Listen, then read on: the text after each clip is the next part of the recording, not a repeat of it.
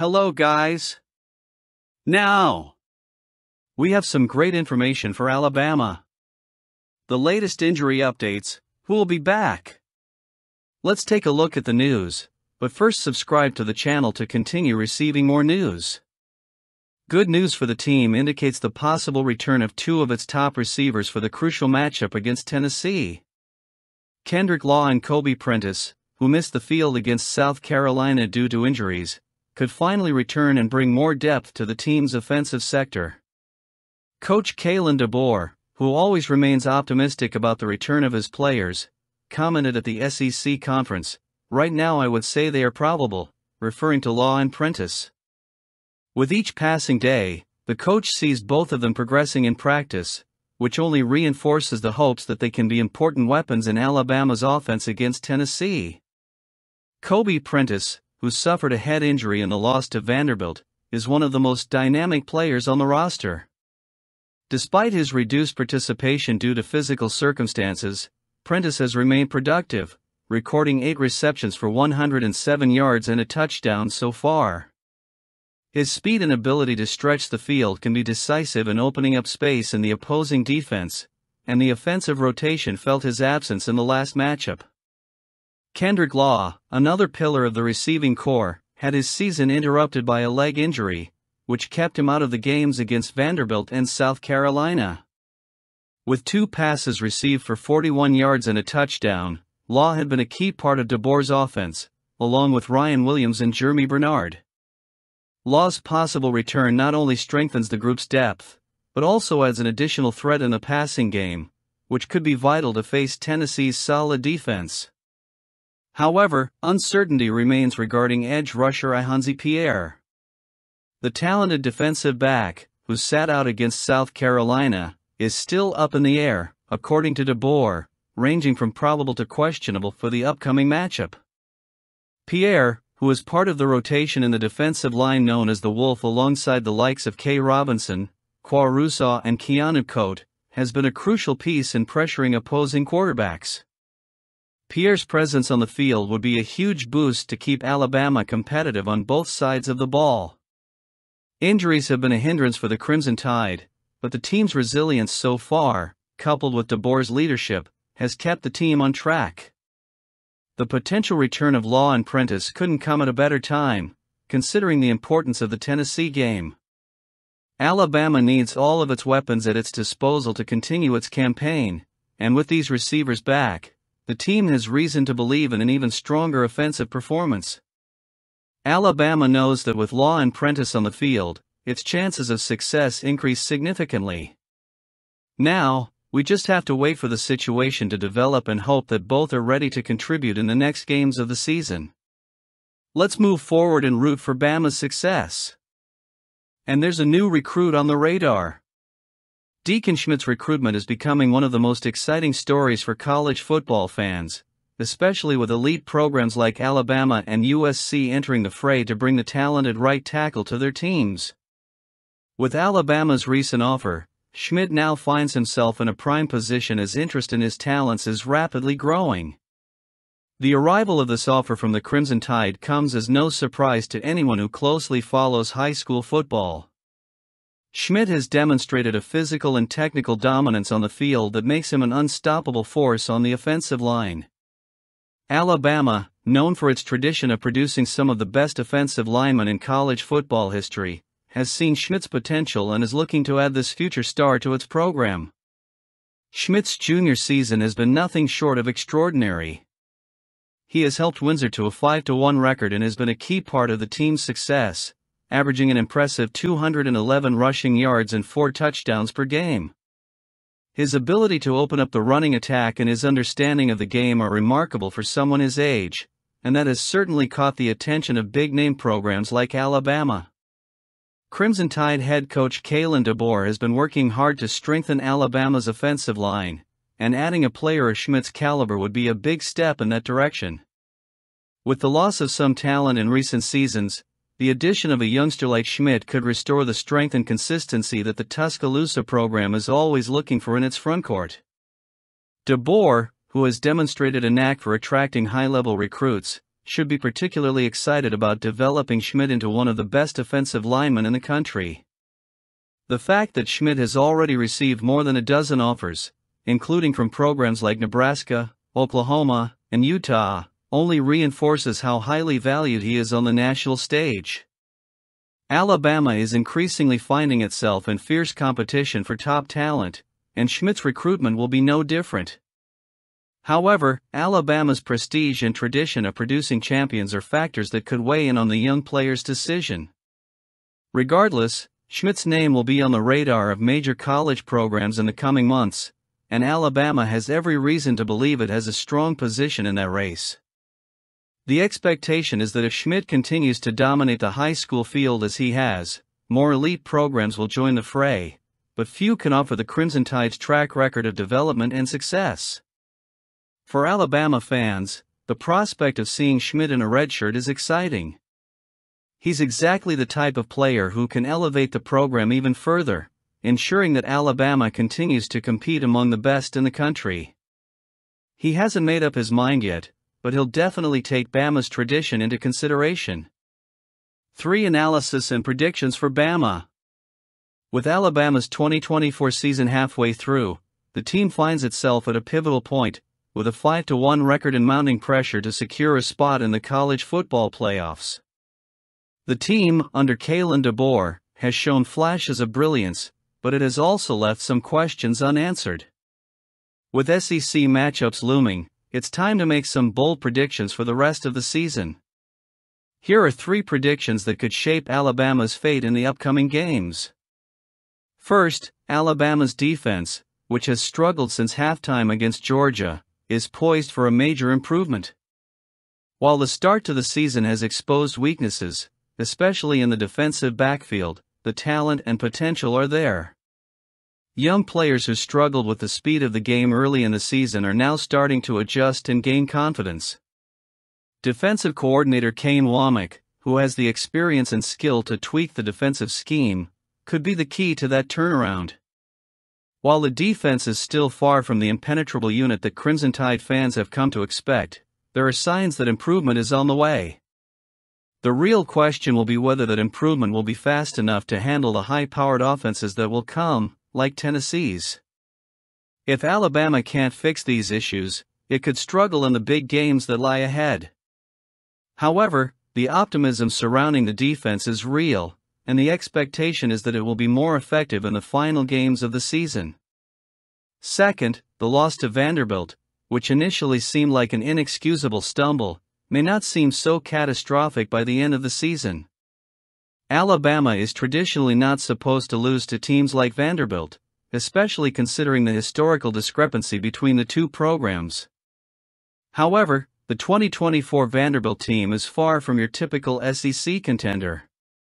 They have shown a remarkable ability to fight against strong opponents and are on the cusp of a top 25 finish with the potential to add more wins to their conference. Auburn's visit to First Bank Stadium later in the season could be a turning point for the Commodores, cementing their position as a respectable team. That doesn't lessen the impact of the loss to Alabama, especially if the team is on the fringes of the playoffs, but it could soften the perception of the loss when viewed in the larger context. As the season progresses, this loss may be seen less as a complete failure and more as a setback that came against a better team than initially thought. The 2024 Iron Bowl, always one of the most anticipated games of the season, will not be an easy ride for Alabama. Auburn, despite its inconsistent campaign thus far, has always presented itself as a threat in the Iron Bowl, regardless of its past performance. Hugh Freeze's track record as a head coach indicates that he is capable of preparing his teams for big games, especially when it comes to intense rivalries. While Auburn has struggled this season, Freeze has shown in the past that he can surprise teams that are superior in terms of talent. This puts extra pressure on DeBoer, who will be facing his first Iron Bowl as Alabama's head coach. Recent history between the teams suggests that this will be a close game, and the Crimson Tide cannot afford to underestimate their biggest rival. While the game will be played at Bryant-Denny Stadium, which traditionally favors Alabama, the unpredictability of the Iron Bowl makes this a matchup that cannot be taken for granted. As Alabama heads into the second half of the season, the road ahead is challenging. Defensive adjustments, reassessment of the loss to Vanderbilt, and preparation for the Iron Bowl will all be crucial in determining the success of DeBoer's team. Let's get this team going. It can be impressive. Bama's defense, now with Kane Womack, faces a significant challenge. While the team has had some standout moments, the stats reveal a unit still in the process of evolving. Allowing an average of more than 20 points per game and allowing more than 340 yards per game, the defensive performance is not up to the Crimson Tide's traditional expectations. Furthermore, allowing at least 125 rushing yards per game puts additional pressure on the defense, especially against the SEC's high-powered offenses. Womack, in his first season as Alabama's defensive coordinator, is facing the growing pains of a unit still adapting to a new scheme. Implementing an entirely new defense always takes time and adjustments, and the youth of Alabama's defensive backfield has been a key factor in that learning curve. However, Womack believes his defense is beginning to exhibit nuances and complexities that can confuse opponents and prevent it from becoming predictable. Coach Kalen DeBoer, for his part, acknowledges that progress has been made and sees positives in the defensive performance. He points out that Alabama is allowing just 4.64 yards per play, which puts the team among the best in college football in that regard. However, he also stresses the need for greater consistency on defense in critical situations, such as third and fourth downs. The Crimson Tide has faced an average of 18 decisive plays per game, a statistic that needs to be improved if the team wants to control the time of possession and reduce pressure on the defense. One of Womack's biggest concerns is fatigue on defense. The Crimson Tide has been kept on the field for long drives, including some lasting nearly 10 minutes, which compromises the ability of his players to stay fresh throughout the game. The defense has faced 83 more plays than the offense, a substantial difference that, according to DeBoer, is wearing the team down. That's partly due to the different offensive schemes Alabama has faced, such as South Carolina's 12-man running game, which has thrown the defense for a loop. Execution has been a key focus for Womack. While he's developed a defensive scheme with many nuances and wrinkles, the focus now is on ensuring that his players can execute it consistently. Womack acknowledges that success isn't just about the scheme, but also about his players' ability to make plays at key moments. For him, the priority is to put the defense in favorable positions and ensure the Crimson Tide can get off the field as quickly as possible, minimizing exposure time and maximizing efficiency on third downs. Looking ahead to the second half of the season, the big question hanging over Alabama's defense is whether it can correct its mistakes in time to cope with the strong offenses that lie ahead.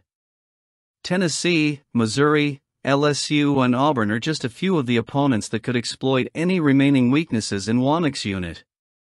The Crimson Tide defense has the talent, but it remains to be seen whether the adjustments made in the coming weeks will be enough to put Alabama in a position to compete at the highest level. If the Tide can overcome these challenges, the second half of the season could bring more consistent results, especially in games where every play can determine the team's fate on the road to the college football playoffs. Let's get moving. And for those who love Bama basketball, here's more news. Ranked as the second best team in the country, Alabama enters the new year with its highest preseason ranking ever, reflecting the success of last season, which culminated in the team's first appearance in the Final Four. The ambition to raise the bar and win its first national title has never been more palpable in Tuscaloosa. Nate Oates' team, known for its prolific offense last season, overwhelmed its opponents with its offensive prowess.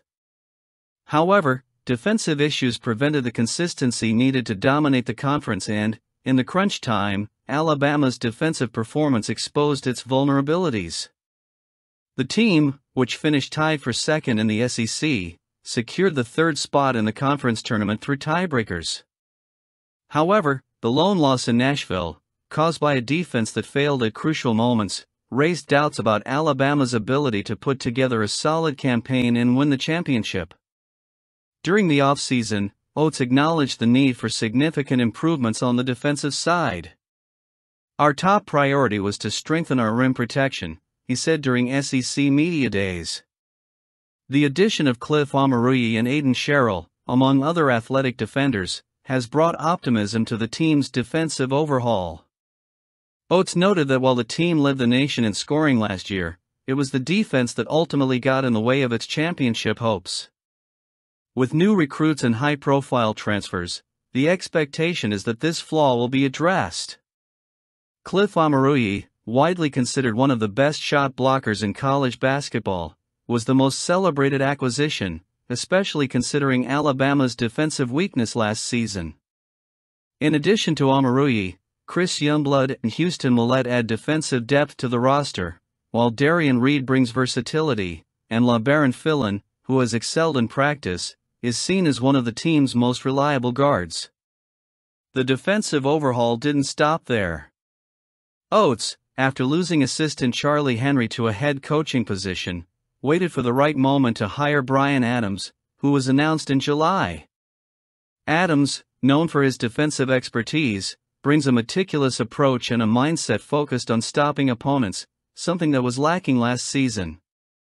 Last year's 81.2 points allowed per game average was among the worst among elite teams, and Oates knew he needed a change in perspective to fix that shortcoming. Adams has already begun to impact the team's culture, prioritizing defense and changing the mindset of the players. According to point guard Mark Sears, Adams has made it clear that defense will be the main focus this season, with the goal of transforming Alabama into one of the best defensive teams in the country. Practices, which previously focused primarily on an up-tempo style of offense, are now structured to reinforce the importance of defensive stops. The change in approach was also highlighted by point guard Latrell Wrightsell, who noted the intensity Adams brings. "He's incredibly intense, and it's changed the way we practice," Wrightsell said. "It's not just about scoring now, it's about stopping the other team from scoring. It's a big mindset shift for us." With a revamped defense and an established offensive line, Alabama is determined to maintain its place among the best teams in the country and claim the long-awaited title. The road won't be easy, but with a more balanced defensive approach, Nate Oates' team looks more prepared than ever to turn its potential into compelling results in the NCAA tournament. What do you think of basketball? Let me know what you think.